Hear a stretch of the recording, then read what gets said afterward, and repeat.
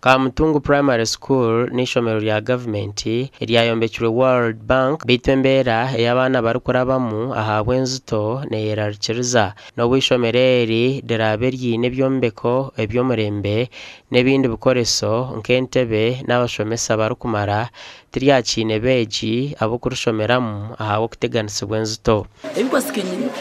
n'abana ku Kristo mujyaro ryabo n'abalisa ngora balisize ararata nabire mukashayi kalija kitumata atakora ibyo bintu byose ko barakora arataranabaje kandi n'umukwa umwe barabitarakombera bono koza batogeze bine miji nenda nko kumwahurira babagambira ngo headmaster kanjwa ngo abana barwire nzito bakaba batazigwire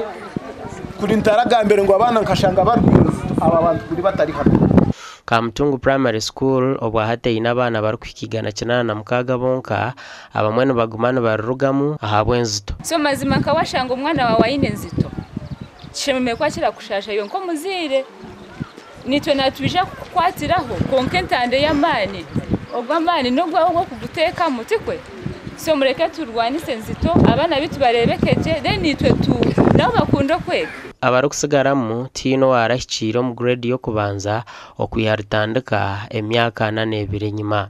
ahabwe mbereji abekitongore cya Forge Development Foundation bakwatiro habeji ahishomereri barukubahe nkito okubahwero kuzahishomero kandi abishi babahire pads abekitongore eki nabwe bahire bukoreso nibyo bimwe ahishomero rya Kyerero Primary School naryo eryo mu mberambi hamwe na bucinda parents konkekize bucyango ki abana bo mu ishomero mu bine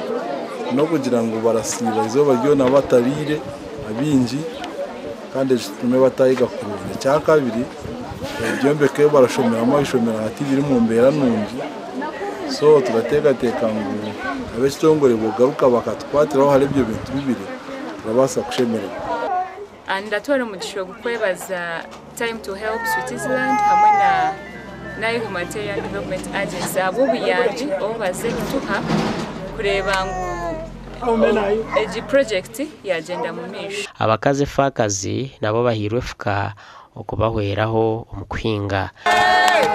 gasha kwa Elias Rutugusa.